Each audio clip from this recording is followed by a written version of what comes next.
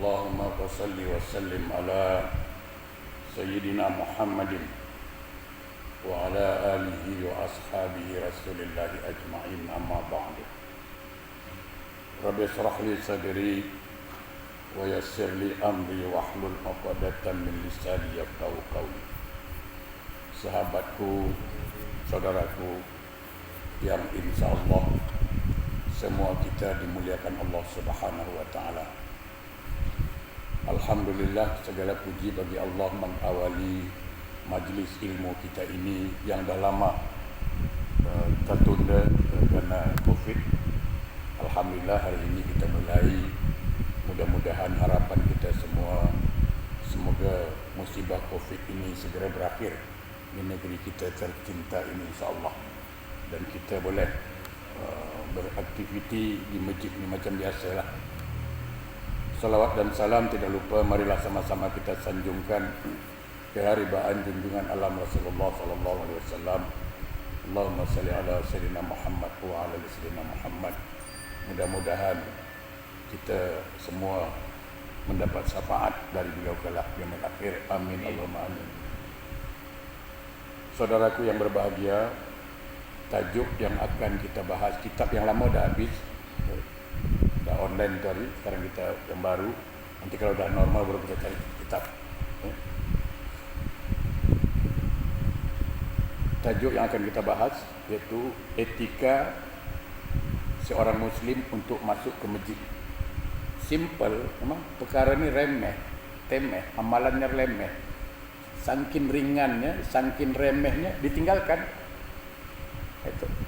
Sebelum saya bahas, kerana waktu terbatas, cuma 20 menit, saya mau ingatkan dulu sebuah pesan Rasulullah SAW kepada sahabat yang hakikatnya untuk kita semualah, di mana Rasulullah berpesan, siapa yang membaca doa ini 3 kali malam, maghrib, selepas maghrib kita baca 3 kali, maka orang ini dijamin tidak akan tertimpa musibah sampai pagi.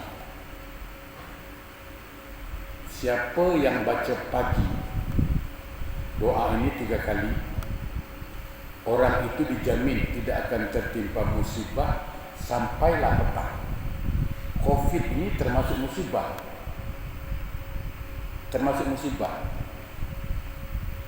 Jadi kita yakin pada apa yang dikatakan Rasulullah sallallahu alaihi wasallam. Kita amalkan. Salah satu usaha kita untuk mengelakkan diri dari tertimpa musibah Covid. Apa doanya? Doanya saya kira kita dah hafal. Cuman lupa, ini penyakit kita ni pelupa, itulah masalah. Ya kan? Bismillahirrahmanirrahim. La yadurru ma'asmihi say'un fil ardi wala fis sama' wa huwas sami'ul alim. Ya, kita baca 3 kali. Bismillahirrahmanirrahim. La yadurru ma'asmihi say'un fil ardi wala fis sama' wa huwas sami'ul alim. Bismillahirrahmanirrahim. La yadurru ma'asmihi say'un fil ardi wala fis sama' wa huwas sami'ul alim. Bismillahirrahmanirrahim. La yadurru ma'asmihi say'un fil ardi wala fis sama' wa huwas sami'ul alim. Siapa yang baca doa ini malam atau petang, dijamin sampai pagi tidak tertimpa musibah. Ya. Dan siapa yang baca pagi, dijamin sampai ke malam tidak tertimpa musibah. Ini salah satu usaha atau ikhtiar kita. Ya. Bismillahirrahmanirrahim. La yadur, dengan menyebut nama Allah tidak terjadi segala kemudaratan, segala musibah, baik musibah itu datang dari langit maupun dari bumi. Ingat bahawa Covid ini pun ciptaan Allah. Kalau kita berserah pada Allah, insyaAllah. Nah, sekarang macam mana amalan kita yang selalu ditinggalkan untuk masuk masjid? Dalam sebuah hadis riwayat Muslim ini yang barangkali selalu ditinggalkan, dianggap remeh. Orang anggap remeh, padahal ini penting rahasianya. Apa dia? Dikatakan dalam sabda Rasulullah SAW, Iza dakhala ahadukumul masjid falyusallam ala nabi. Ini dia. Ini yang selalu ditinggalkan. Kalau engkau nak masuk masjid, kata Nabi, nak masuk masjid, belum nak masuk. Jangan lupa, untuk apa? Falyusallam ala nabi, berikan ucapan salam kepada Nabi. Jadi belum masuk ni, mana masuk pintu tu? Masuk pintu ni doa kan lain gitu. Allahumma ftahli abwaaba rahmatik. Tapi sebelum masuk pintu, beri salam kepada Nabi. Assalamualaikum ya Rasulullah. Itu nikmatnya luar biasa. Orang yang paham, orang yang mengerti, kalau dia terlupa dia makin menyesal. Betul saya kata. Orang yang paham, orang yang mengerti kebesaran, keistimewaan salawat ini, bila dia terlupa dia macam menyesal, macam nak keluar balik dia. Dia baru masuk balik, dia nak baca salam. Kenapa? Bila dia sebut Assalamualaikum ya Rasulullah, kadang kita nak menangis dari dulu sangat, ya kan? Assalamualaikum ya Rasulullah. Dalam riwayat dikatakan apa? Bila umatku, kata Nabi, memberi salam kepadaku, sama ada aku hidup atau mati atau dah wafat. Siapa yang beri salam sama ada Rasulullah masih hidup atau telah wafat, Assalamualaikum ya Rasulullah, maka malaikat turun datang ke kuburan Rasulullah. Datang ke kuburan Rasulullah, dia bagi tahu, ya Muhammad, si fulan ibnu fulan memberi salam kepadamu. Ya Muhammad, si fulan ibnu fulan beri salam kepadamu. Katakanlah Haji Ramlan, ya imam kita, saya dari dulu juga dengan teman ini dari dulu macam abang adik, ya, beri salam Assalamualaikum ya Rasulullah. Malaikat turun, ya Muhammad, Haji Ramlan bagi salam. Subhanallah. Ya Muhammad, Haji Ngataman kirim salam, bagi salam. Nah, yang kita perlukan apa sebenarnya? Jawapan Rasulullah. Itu yang kita sangat perlukan. Jawapan itu yang kita perlukan. Sebab apa? Maaf, jangan lupa, kita kalau jumpa ustaz, jumpa ulama, jumpa orang alim, kita cakap apa? Tuan, ustaz, doakan saya. Selalu gitu kan? Asal jumpa orang alim sikit, apalagi orang sebut itu wali Allah, Tuan, doakan saya supaya baik. Sekarang saya tanya, ketika kita beri salam kepada Nabi, apa jawaban Nabi? Semuanya doa. Subhanallah. Bila kita sebut Assalamualaikum ya Rasulullah, Nabi jawab Waalaikumsalam, Waalaikumsalam warahmatullahi wabarakatuh. Semoga Allah selamatkan dia. Nabi minta kepada Allah supaya kita yang beri salam diselamatkan Allah. Nabi yang minta, bayangkan. Waalaikumsalam, selamatkan dia ya Allah yang beri salam tu. Apa lagi? Warahmatullah, ini yang penting, ini yang mahal. Warahmatullah, dan rahmati dia. Saudaraku, sahabatku yang dimuliakan Allah, pentingnya rahmat Allah itu apa? Bayangkan, bila Nabi ucapkan warahmatullah, Allah rahmati dia, automatik, atau dalam bahasa mudahnya automatically, gitulah, secara otomatik. Bila Allah sudah rahmati kita, pasti, secara pasti Allah ampunkan dosa kita, pasti. Karena sebelum Allah mengampunkan dosa kita, pasti dia rahmati dulu. Faktornya kena rahmat. Kalau tanpa rahmat Allah kita dapat mula-mula, mustahil Allah ampunkan. Dasar Allah mengampunkan kita kerana rahmatnya dulu. Otomatik. Ketika dikatakan rahmati dia, dosanya diampunkan. Apalagi hidayah Allah berikan sama dia. Ada satu pertanyaan, indah pertanyaan ini.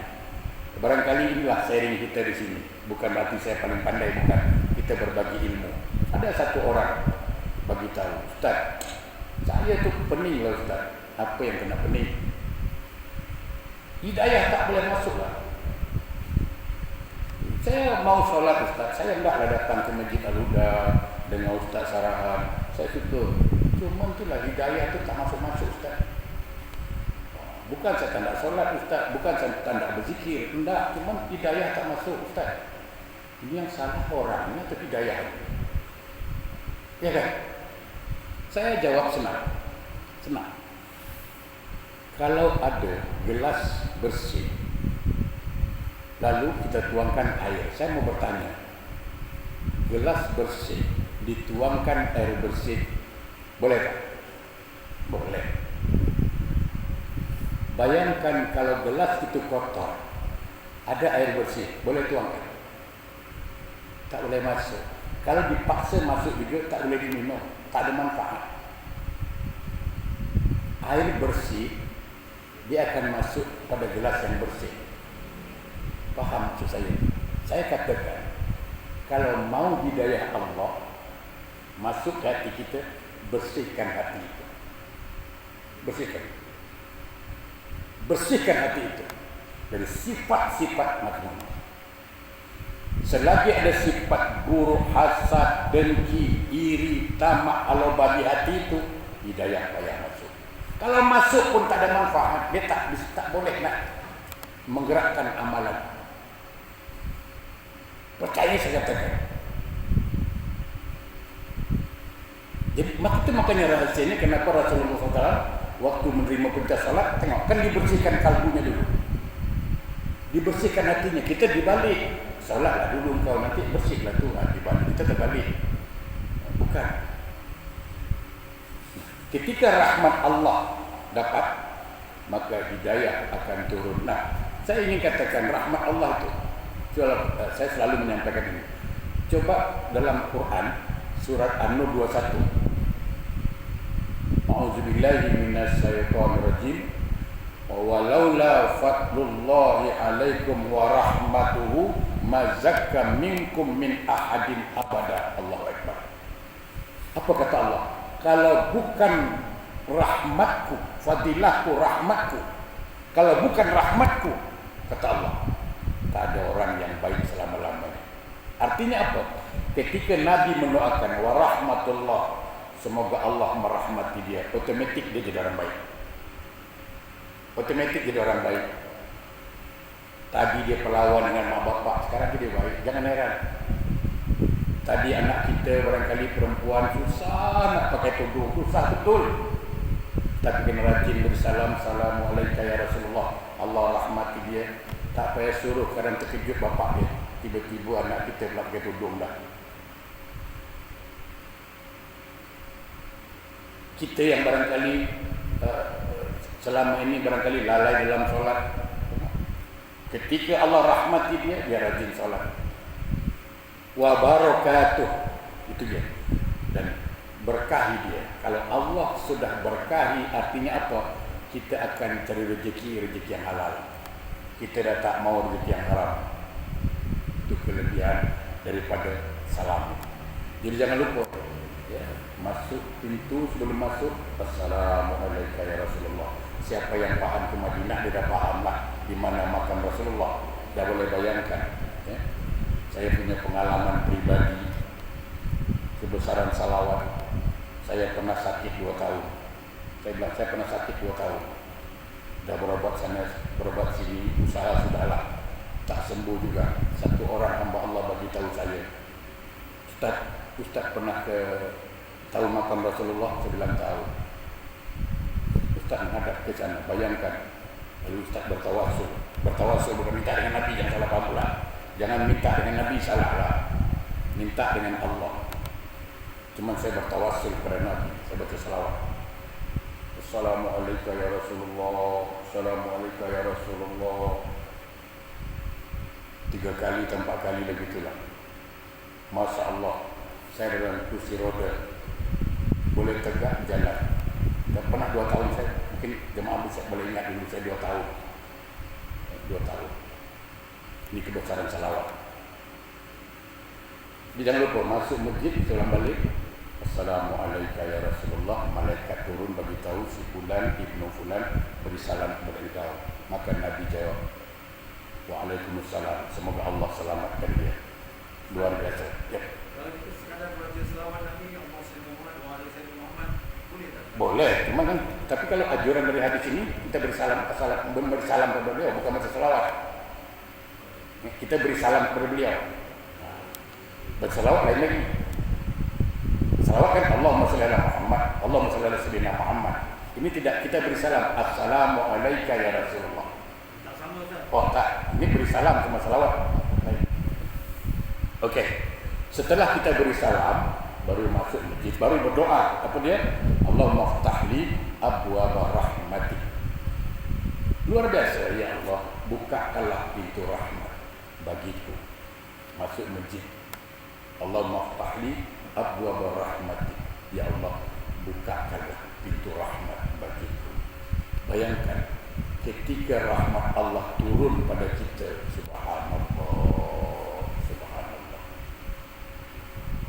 Hidupnya tenang. Bayangkan, maaf, rahasia satu saja. Ketika kita angkat takbir, orang yang paham, Allah, ini Allahu Akbar. Bayangkan, lambang apa? Lambang ketidakmampuan. Kalau kita cakap dengan kawan aku, "Macam mana masalah engkau?" Aku angkat tangan. Dengan mengatakan aku angkat tangan, dah menunjukkan ketidakmampuan menghadapi masalah itu. Nah sekarang di depan Allah, dia bukan cakap aku angkat tangan, memang dia sudah angkat tangan. Allahu Akbar. Allah. Artinya apa? Bahwa seluruh masalah yang dihadapinya, sebesar apapun masalah itu, sebesar apapun, kalau sudah kuserahkan pada Allah, dia kecil. Dia kecil. Semua selesai. Selesai semua. Itu kebesaran. Ketika Allah rahmati kita, Allah akan berikan kepahaman. Allah beri ketenangan di masjid. Allahumma ta'ali abwaaba rahmatik. Dan bila keluar, wa iza kharaja falyaqul Allahumma inni as'aluka min fadlik. Allahumma inni as'aluka min fadlik. Ya Allah, karuniakan aku dengan karunia yang bagus. Beri aku karunia yang baik, ya Allah. Minta karunia. Dan jangan lupa, saya berpesan lagi jemaah yang berbahagia, ketika kita keluar masjid, jangan pernah lupa ya, untuk mohon kepada Allah. Apa itu? Tantangan di luar. Rabbana la tuzigh qulubana ba'da idh hadaitana wa hab lana min ladunka rahmatan innaka antal wahhab. Ya Allah, jangan kau palingkan hati kami setelah beri petunjuk. Di masjid kita baik tadi, ya kan? Kadang-kadang setan dah kacau. Nah, itu dia. Paling lagi, jangan lupa. Jadi kalau masuk masjid sudah jelas Allahumma ta'ala abwaaba rahmatik. Begitu keluar Allahumma nas'aluka min fadlik.